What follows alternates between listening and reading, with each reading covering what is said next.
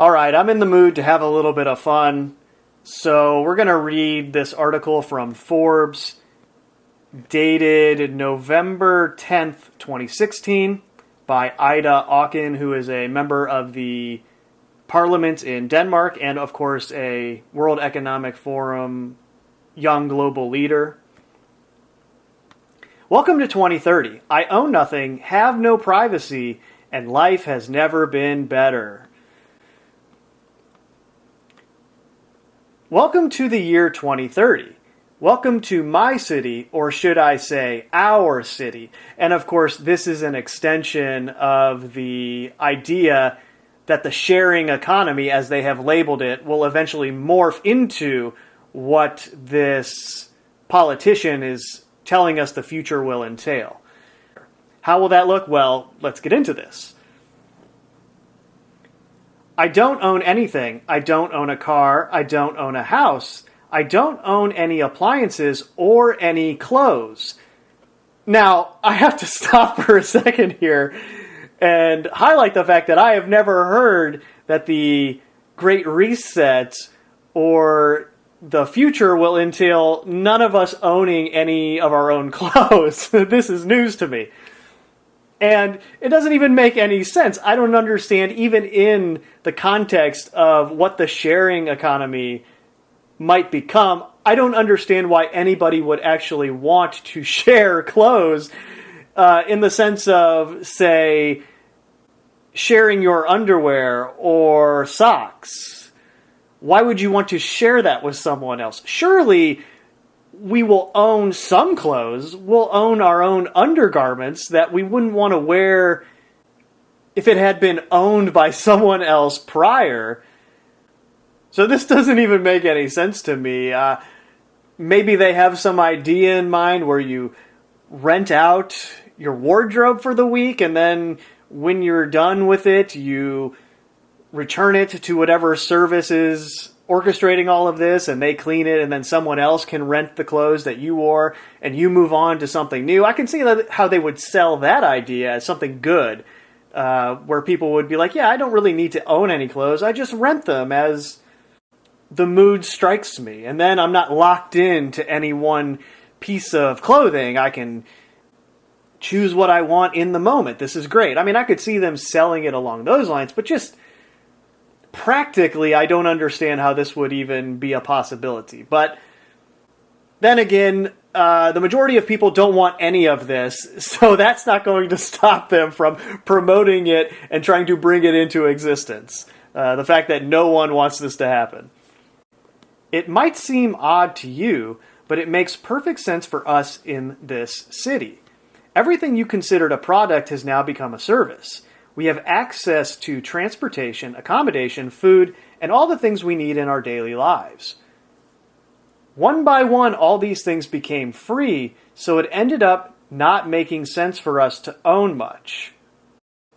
First, communication became digitized and free to everyone. Then, when clean energy became free, things started to move quickly. Transportation dropped dramatically in price. It made no sense for us to own cars anymore because we could call a driverless vehicle or a flying car for longer journeys within minutes. Now, clearly, this was from 2016, and we're not quite to the flying cars yet. So maybe that is similar to the idea of no one will own any clothes. This is this politician's dreams of the future, not necessarily rooted in reality or practicality for that matter. We started transporting ourselves in a much more organized and coordinated way when public transport became easier, quicker, and more convenient than the car. Of course, speaking of the sharing economy and Uber, well, that is definitely becoming a reality in the city. Before, I suppose, it's not much different from people who took taxis to get around and didn't own a car in the city, or the subways, or whatever the transport system is in your part of the world, in the big cities. Uber isn't much different than that, but it implanted a different mindset into the mind. In the sense of, oh, hey, this is another person. It's not their job to give rides to people, even though there are career Uber drivers now. But my point is, when you view them as potentially your neighbor who's just giving you a ride.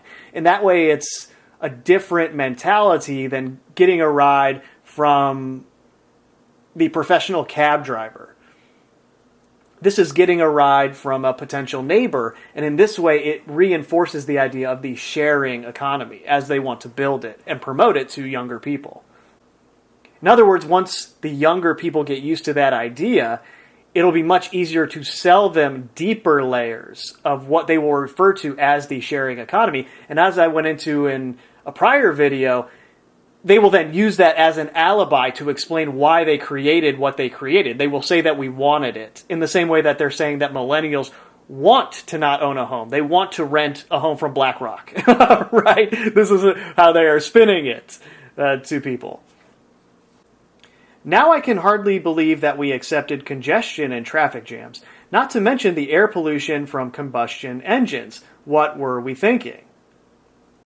And the green economy, or the carbon neutral economy, however you want to describe it, really is laughable in the way that it attempts to market itself.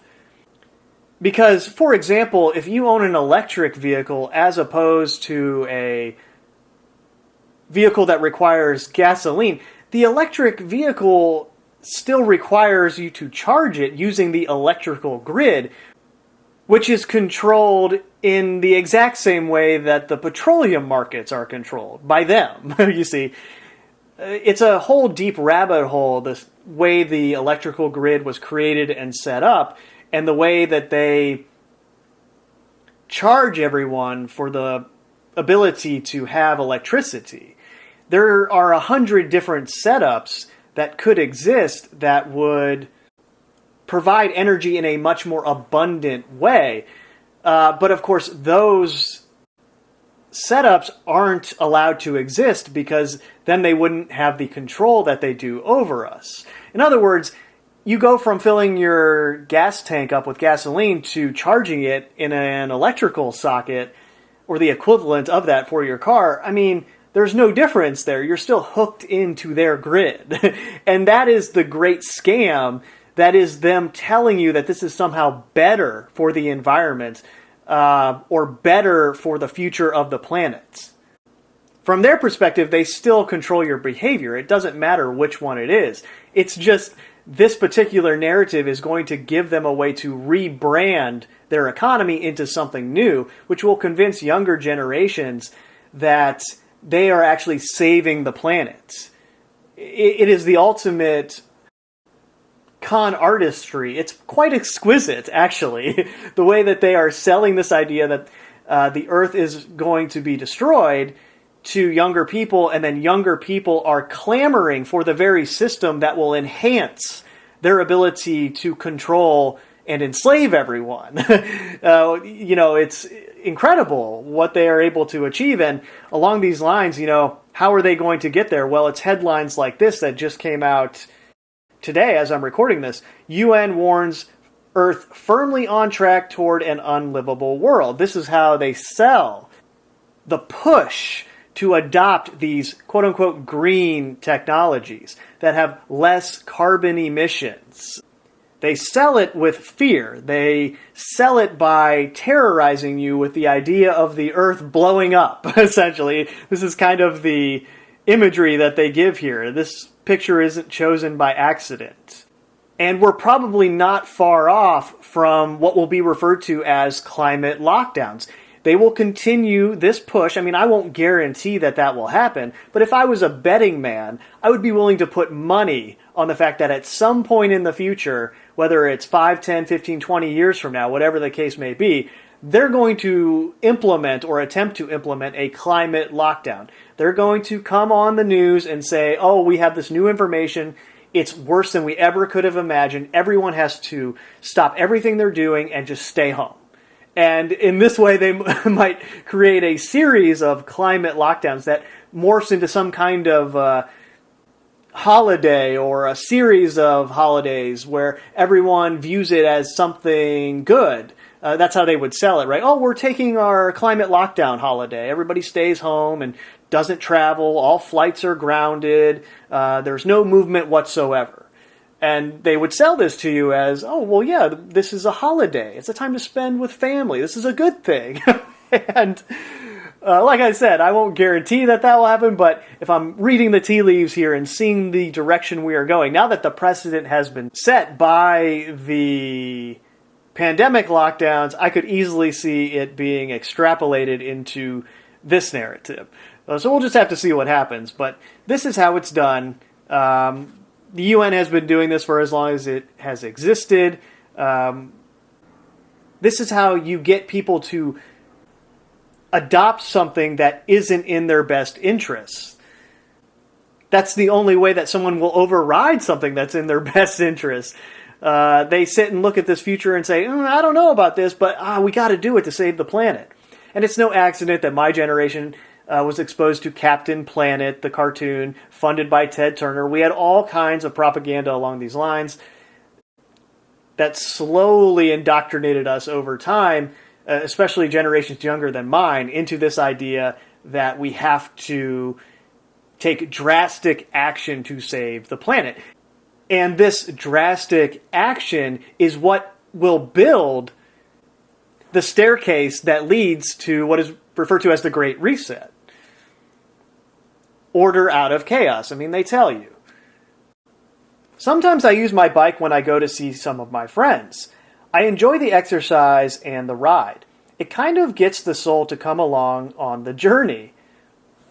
Funny how some things seem never to lose their excitement. Walking, biking, cooking, drawing, and growing plants.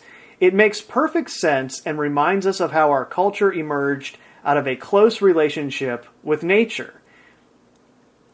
This is really interesting, the way that she refers to this in the past tense. It's almost like she's referring to it as a child would refer to something that it had a close relationship with when it was a child, but then once it was an adult, it kind of outgrew that. And that's sort of the implication here. It's this view of us in the future, according to this politician, where we've advanced, quote unquote, to the point where our relationship with nature, interacting with the environment like we used to, yeah, that was a big part of how we were before we evolved into the people that we are now. But that's all it is. It's just a remnant of the past. And she's kind of implying that here in the way that she says this and phrases it. Our culture emerged out of that close relationship with nature, and we have nostalgia for that. And sure, there will be little things in this new city that remind you of that, but the reality is we are very disconnected from it. In our city, we don't pay any rent because someone else is using our free space whenever we do not need it. My living room is used for business meetings when I am not there. Oh my gosh. I mean, come on now. Who in their right mind would actually want the boys from Goldman Sachs to be holding a business meeting in your living room when you're not using it? I mean, this is just ridiculous. And speaking of Goldman Sachs, do you think the politicians, the presidents, the members of parliament, the tech elites, do you think all of these people are going to be sharing their living rooms with people when they're not using them? No, of course not. That's only what you do because you're their slave, okay? And they have convinced you that this is actually good. This is a good thing that you share your living room when you're not using it. Why wouldn't you? But of course, it's just like the climate change narrative. They're buying mansions on the beach still, and they're flying around in multi-million-dollar yachts and jets, not giving a care in the world to what that carbon footprint is. But yet you must be concerned with your carbon footprint to save the planet. It's the same as it ever was, right? The more things change, the more they stay the same. What's another one? Meet the new boss, same as the old boss. Once in a while, I will choose to cook for myself. And this is interesting, right? This is implying that in this new city that everyone will be living in, you really don't cook at all. Everything's sort of automated, and it's evolved into this synthetic food situation, the lab-grown meats, things along those lines, and that is all provided for you, of course, and this is implying that that's the majority of the things you eat, but hey, every once in a while you actually can cook for yourself. Well, how do you do that? Okay, it is easy. The necessary kitchen equipment is delivered at my door within minutes. Since transport became free, we stopped having all those things stuffed into our home. Why keep a pasta maker and a crepe cooker crammed into our cupboards? We can just order them when we need them. So again, among the things that you won't even own any pots and pans or utensils. That'll all be delivered to you in this view of the future when you decide that you want to cook something. Oh, I think I want to cook something. Let me order all the stuff since I don't have any of that. You probably rent out your cabinets for people to store things in when you're not using it.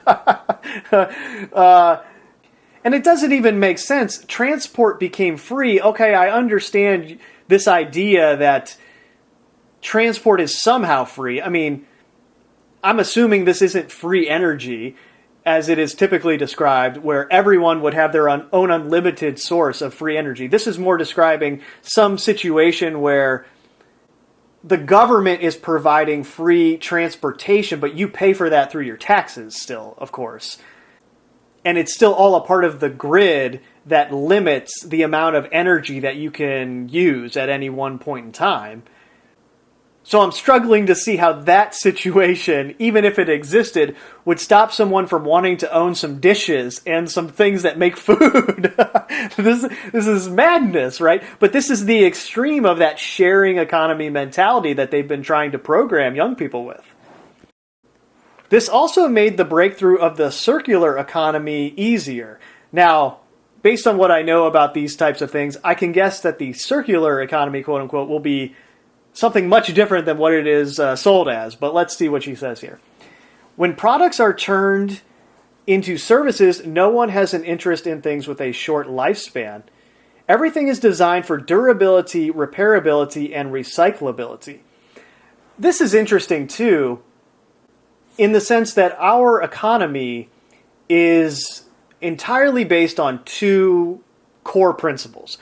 Number one, artificial scarcity, and number two, planned obsolescence.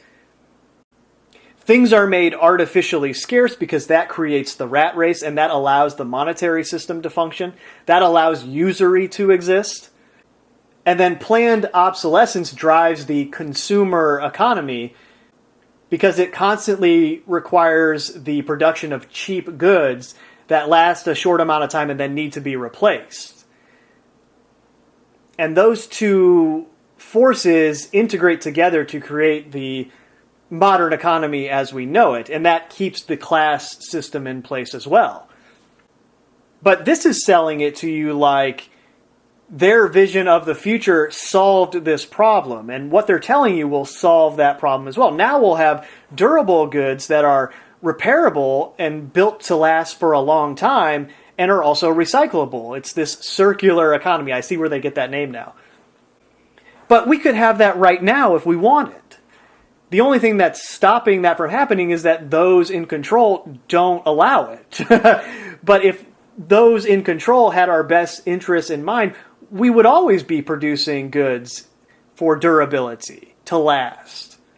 It reminds me of the light bulb conspiracy. I'm sure everybody has heard of that if you've been looking into this type of information. And I actually experienced a real-world example of this where I looked into light bulbs and I found this company that makes light bulbs in the old way that they used to be made. I bought a 6-pack of them for $25 or $30. And I put one in the lamp that I use the most. Almost 2 years ago now. Maybe even longer. And it's still going strong. I haven't had to replace it. I haven't even needed to go to the other 5 that were in the pack. This light bulb is just sitting in my lamp going strong. Like I said, it hasn't needed to be replaced. And I'm sitting here thinking, this is incredible. I have replaced the light bulb in this lamp every 4 or 5 months for years. And now I don't have to do that anymore because I have this light bulb that was built the way that it's supposed to be built. In other words, the lighting of society could have always been done in this way, which would have been much more efficient than the way that it had been done, where all these lights needed to be replaced very frequently and were being used in a way that were technically less efficient. And now they come to us with this climate change, carbon neutral scam, and they say, okay, well, we need to replace these light bulbs with LED lights. And they sell this new technology back to you as if it's the solution. And it's even crazier when you get into the information about what this blue light does. I did a video on this a while ago, going over a study that had been done on the effect of exposure to blue light on physiology. And they found these flies were having all kinds of problems from being exposed to this blue light that was coming out of the LED lights. And here we are being forced by legislation in governments across the world to replace our lights with these LED lights that are most likely terrible for our bodies. So you see the deceptiveness and the way that all of these narratives coalesce together to sell you something that is not only part of a scam, but is also harmful to your body. But yet they tell you, just like this article is telling you, it's good for you. This is good. This is good for the future. Along the same lines, we could have had recyclable material as packaging for everything. Plastic is a part of the petroleum industry. It's a byproduct of petroleum. So, of course, all of the petrochemical companies sprung up to use petroleum in another way that they can then sell you as plastic, right? And then everything is wrapped in plastic. And then, oh, by the way, we find out that this plastic residue is horrific for the body, and yet it wraps our food. But we could have had this whole time hemp packaging. We could have had hemp farms as far as the eye could see, making packaging that's recyclable. And there would not be huge plastic flotillas in the oceans, right?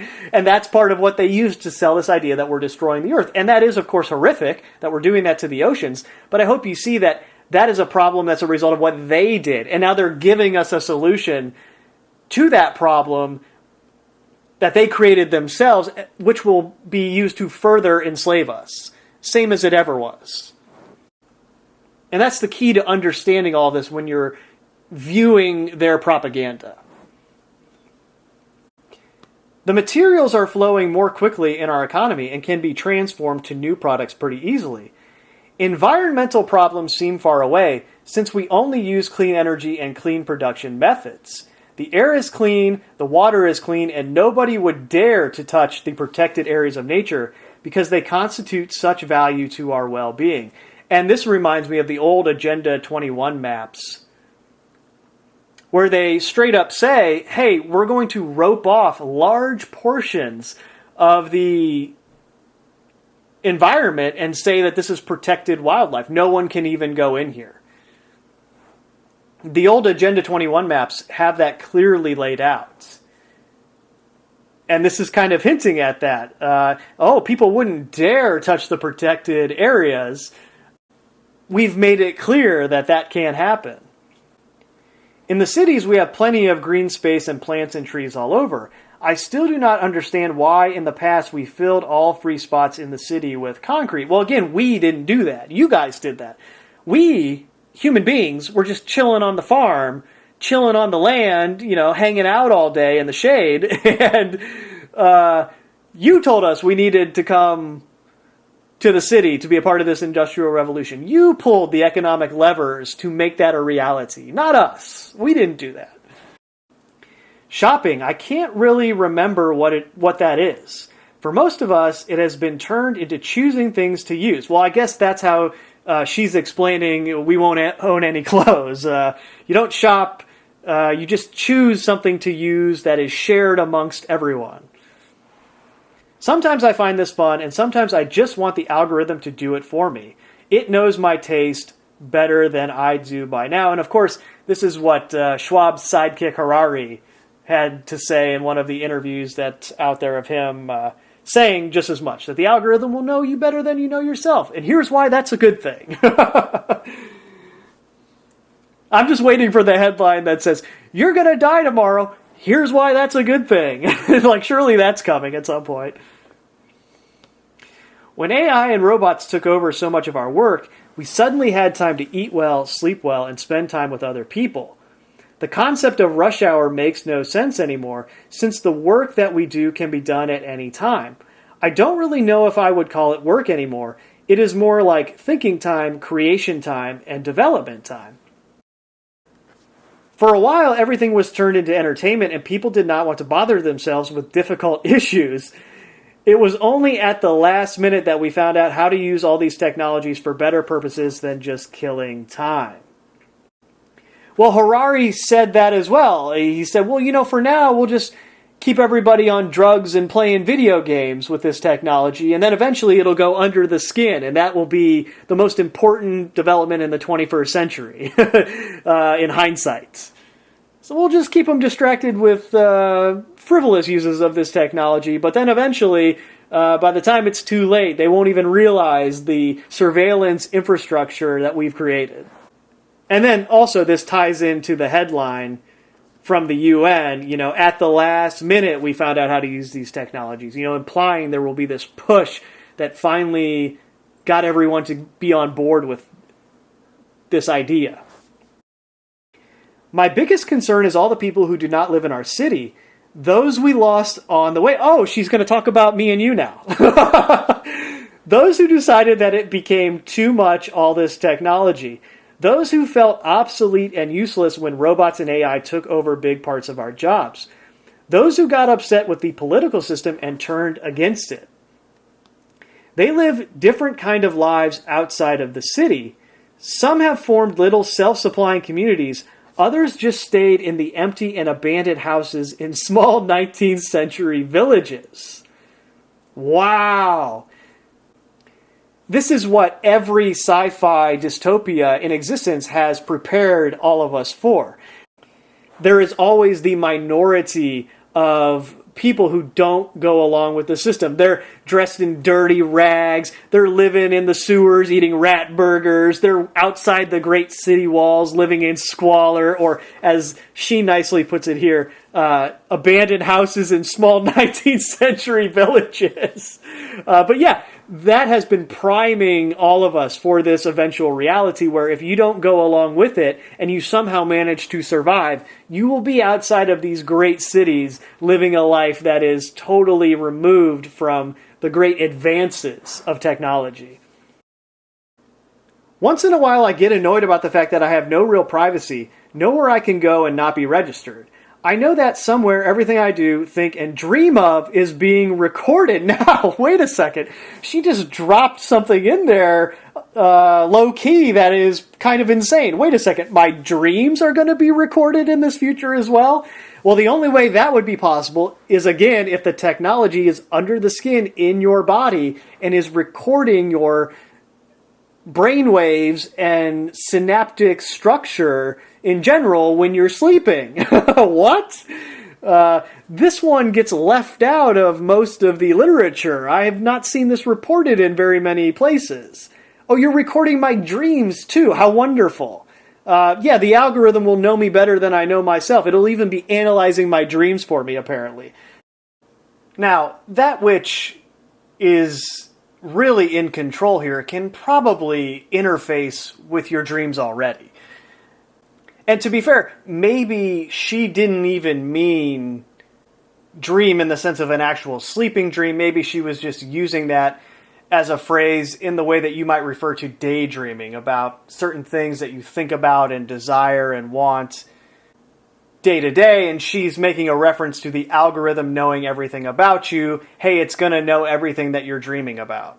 Maybe she meant it in that sense, but still, that's not exactly ideal either. And when you think about it, we're really not that far off from that being a reality. Just look at the way that the computer phones are capable of intuiting what to advertise to you. The algorithms are collecting all of the information that you give it by using the computer phone in all the ways that you use it. And then it's to the point where people have all these anecdotes of not even saying anything out loud, but thinking something, and then seeing it advertised to them later by their computer phone, and not understanding why that is happening. One explanation would be, well, the computer phones can actually read your mind. Entirely possible. But it could also be that the algorithms of all the different applications that you use, as well as the algorithm inside the device itself, is capable of connecting dots in a way that it can intuit what to advertise to you before you even take any action in the real world along those lines, acting on a thought. In that way, it can predict your future, which is just wild, right? What are the implications of that when they get this technology to a certain level where they have even more data, even more intrusive data about human beings? What will they be able to predict with their simulations and models at that point? What will they be able to create at that point? These are questions that are left out of the debates that are surrounding what the World Economic Forum is proposing. And then she finishes that up with, I just hope that nobody will use it against me. Yeah, good luck with that. They're already using it all against us. I don't think that's going to stop. All in all, it is a good life. And that's the next line she has after that.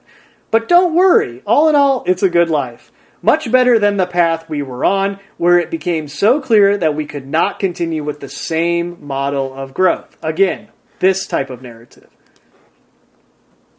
We had all these terrible things happening: lifestyle diseases, climate change, the refugee crisis, environmental degradation, completely congested cities, water pollution, air pollution, social unrest, and unemployment. We lost too many people before we realized that we could do things differently. Unbelievable. This blog was written ahead of the World Economic Forum annual meeting of the Global Future Councils. Ida Auken is a young global leader and member of the Global Future Council on Cities and Urbanization of the World Economic Forum. I'm speechless at this point. I don't even know how to end this. Later.